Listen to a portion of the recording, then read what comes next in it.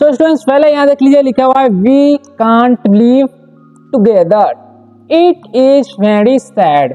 तो इस तरीके से अगर आप भी इंग्लिश पढ़ना चाहते हैं तो इस वीडियो को शुरू से लास्ट तक जरूर देखिएगा, ताकि आप आसानी से इंग्लिश पढ़ना, लिखना, बोलना इस चैनल के माध्यम से सीख सकें। सो स्टूडेंट्स इस वीडियो में क्या करने वाले हैं, एक एक वर्ड का उच्चारण को हम लिख देंगे। जैसे कि यहाँ पर लिखा हुआ है WE, ठीक है, यानी कि यहाँ पर क्या लिखा हुआ है WE, तो इसको हम लिख देंगे V, ठीक है। यहाँ पर लिखा हुआ कांट, तो इस तरीके से हम इसे कांट लिख देंगे और साथ ही साथ इसका मीनिंग भी लिखेंगे। जैसे कि यहाँ पर लिखा हुआ है वी मतलब होता है हम या हम लोग, कांट मतलब नहीं सकता। तो इस तरीके से आपको हम इंग्लिश वीडियो में सिखाने वाले हैं। तो अगर आप लोग वीडियो पर नए आए हो तो वीडियो को लाइक कर दीजिए और चैनल को सब्सक्राइब अवश्य कर लीजिएगा, ताकि आप आसानी से इंग्लिश पढ़ना, लिखना, बोलना इस चैनल के माध्यम से सीख सके। अगर कोई डाउट हो वीडियो में तो आप कमेंट करके पूछ सकते हैं, रिप्लाई हम जरूर देंगे। ओके, तो चलिए स्टार्ट करते हैं। ये जो स्टोरी है ये है पार्ट 3, ठीक है। अगर आप लोग पार्ट 1 और पार्ट 2 नहीं देख रहे तो प्लेलिस्ट में जाकर देख सकते हैं। पहले लिखा हुआ है यहाँ पर लोग वी को हम क्या पढ़ते हैं, इसे पढ़ते हैं हम लोग we can't live together. Okay, तो अब इसका मीनिंग समझ लीजिए आप लोग। वी मतलब होता है हम लोग या हम, कांट मतलब नहीं सकता, सकते या सकता, लिव मतलब होता है रहना और टुगेदर मतलब एक साथ, ठीक है। यानी कि इसका मतलब समझ लीजिए आप लोग अच्छी तरह से। वी कांट लिव टुगेदर यानी कि हम लोग एक साथ नहीं रह सकते, वो दोनों औरत में बातें होती हैं, ठीक है। आप लोग पिछली स्टोरी में समझ पढ़ेंगे तो समझ में आ जाएगा। It is very sad. Okay, अब इसका मतलब क्या होगा वो समझ लीजिए। इट मतलब होता है यह, इज मतलब है, वेरी मतलब बहुत, सैड मतलब दुख, ठीक है। यानी कि इसका मतलब समझ लेंगे क्या निकलेगा, इट इज वेरी सैड यानी कि यह बहुत दुख की बात है, ठीक है। अब आगे हम बढ़ते हैं अगले सेंटेंसेस की ओर। ठीक है भाई, some time. Okay, some times, देखिए SOME से हो जाएगा सम और TIME से हो जाएगा टाइम्स। तो इस तरीके का आपको तोड़कर किसी भी वर्ड को 12 वर्ड्स को पढ़ना है, ठीक है। I fish with the captain. Okay, और हिज फ्रेंड्स, वो औरत बोलती है। ओके, अब देखिए क्या होता है। समटाइम्स मतलब होता है कुछ समय, कुछ समय। आई मतलब मैं, इस मतलब होता है मछली, विथ मतलब के साथ, द का कोई मीनिंग नहीं होता है, कैप्टन मतलब होता है कप्तान। ओके, और मतलब होता है या, इज मतलब उसके, फ्रेंड्स मतलब दोस्त, दोस्तों का क्योंकि पूरा फॉर्म है। ओके, अब इसका मतलब आप लोग समझ लीजिए।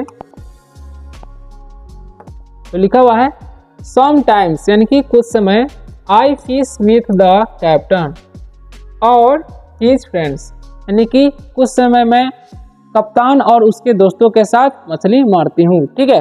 अब आगे बढ़ते हैं।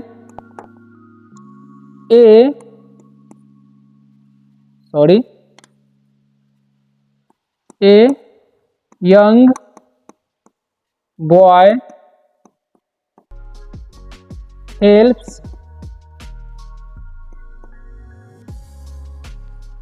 यहाँ पर लिखा हुआ है हेल्प्स अस। ओके, उस नहीं पढ़ना, इसका मीनिंग अस यानी कि उ का उच्चारण यहाँ पर अ होता है, ठीक है। ये मतलब एक, यंग मतलब युवा, बॉय मतलब लड़का, हेल्प मतलब मदद, अस मतलब हम लोगों का। ओके, अब हम इसका मीनिंग समझ लेंगे अच्छी तरह से, ठीक है।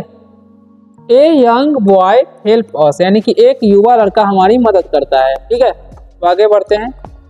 We use a small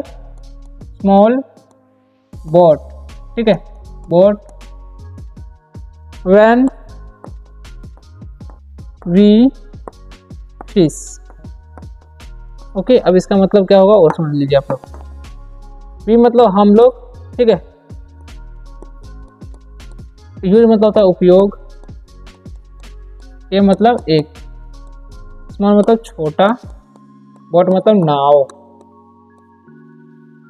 where मतलब जब, वी मतलब हम, इस मतलब मछली।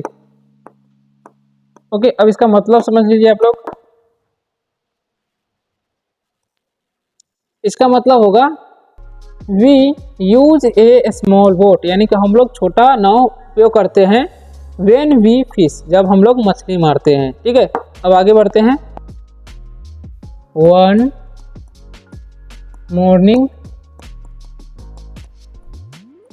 Morning when we fish we are lost.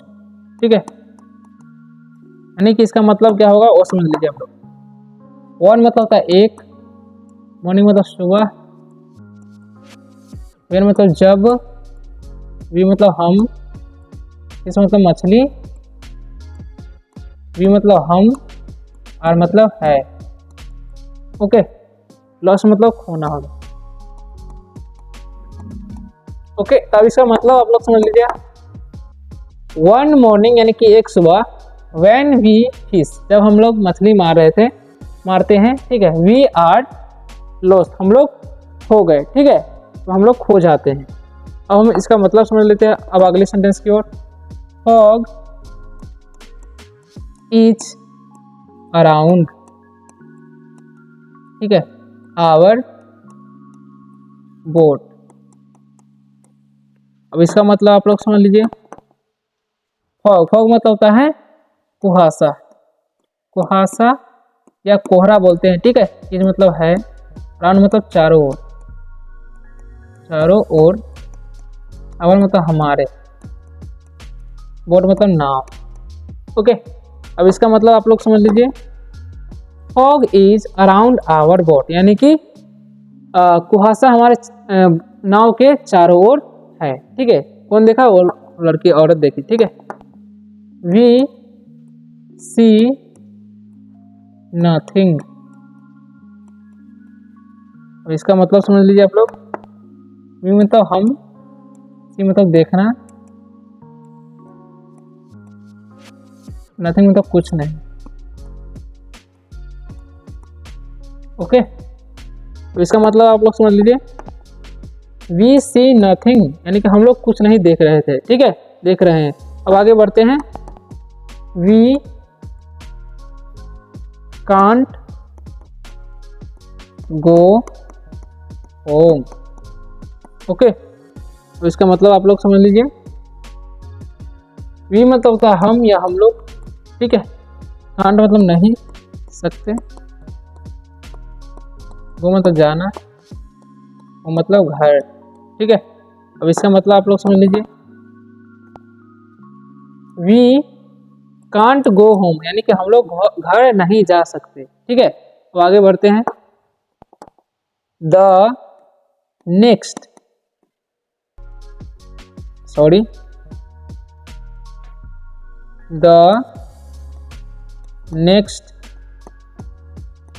Day the fog is away.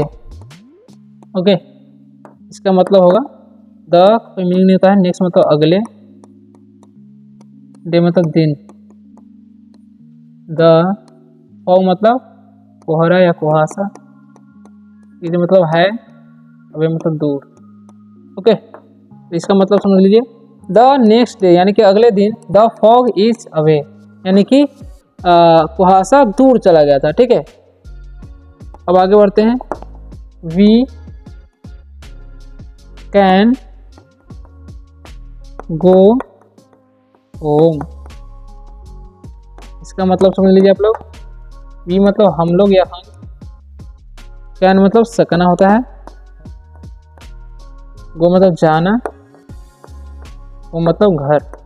Okay, यानी कि इसका मतलब आप लोग समझ लीजिए अच्छी तरह से। वी कैन गो होम यानी कि हम लोग घर जाते हैं, ठीक है। अगले दिन जब वो दूर चला जाता है तो हम लोग घर जा सकते हैं। अब आगे बढ़ते हैं।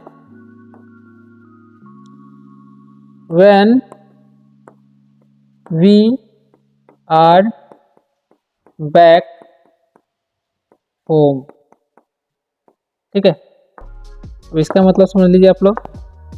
मेरा मतलब जब हम है, और मतलब बैक मतलब वापस, पीछे भी होता है होम मतलब घर, यानी कि when we are back home यानी जब हम घर आते हैं, आ जाते हैं, ठीक है। तब क्या होता है आगे देखिए। अब आगे लिखा हुआ है the captain says use A bigger boat. Okay, अब इसका मतलब आप लोग समझ लीजिए। द का कोई मीनिंग होता ही नहीं है। कैप्टन मतलब कप्तान, ठीक है। सेज मतलब कहता है, ठीक है। यूज मतलब उपयोग,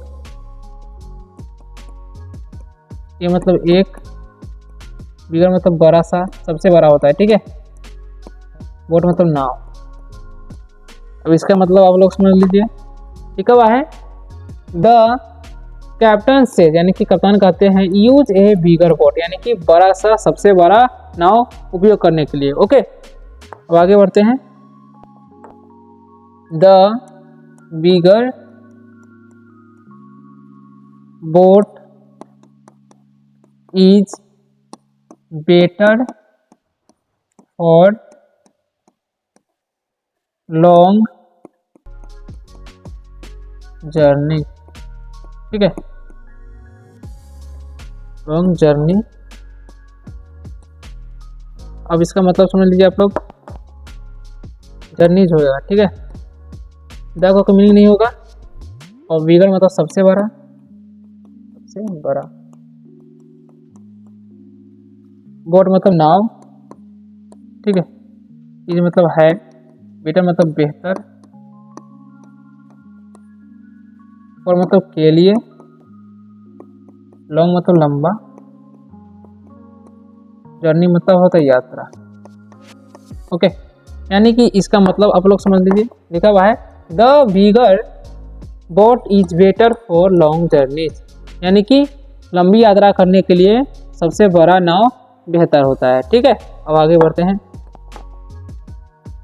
वन डे द कैप्टन